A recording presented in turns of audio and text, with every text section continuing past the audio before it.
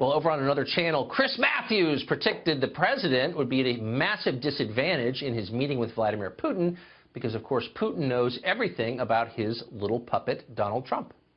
Our president is walking into a room tomorrow morning in Hamburg, Germany, with a guy looking across at him like you're looking at me, who knows everything, who knows every meeting that his people, whether it was Mike Flynn or it was Jared Kushner or anybody else who met with a Russian in the last year, he knows it all. It's all. If he had a little excitement in some hotel room in Moscow X many years ago, according to that dossier, he's got those pictures. He's looked at them a million times. He knows every damn thing about Donald Trump.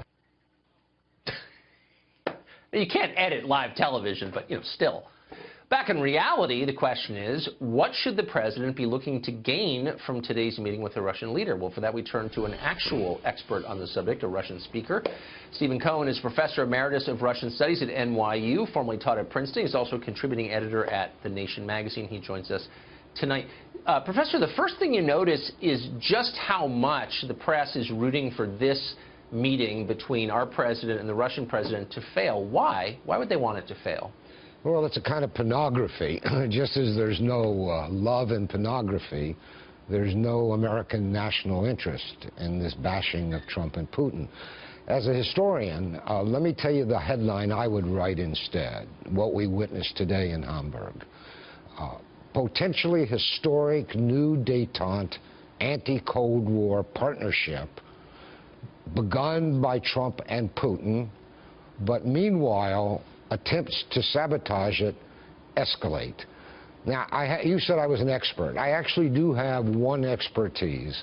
I've seen a lot of summits, as we call meetings between American and Russian presidents. Was present at some, even participated in the first George Bush's summit preparation. When he met with Gorbachev in Malta, he invited me to Camp David to debate before his team. In that context, I think what we saw today was potentially the most fateful meeting between an American and Russian president since the wartime.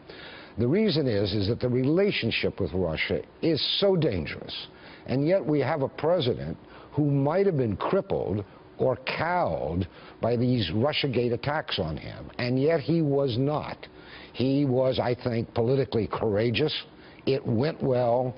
They did important things.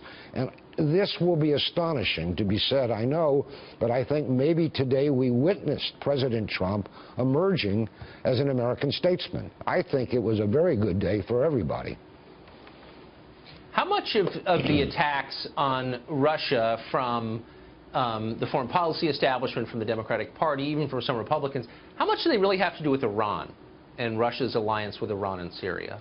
I think a lot, but, you've got three major actors being demonized in America. One is, of course, Putin.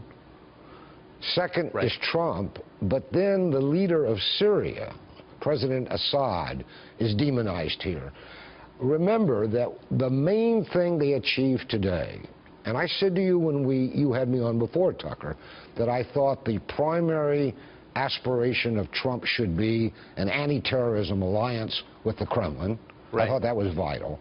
That is, in fact, and they said as much, what they spent their time on today. They formed an alliance, and that means that we will side for now with Russia, with Assad.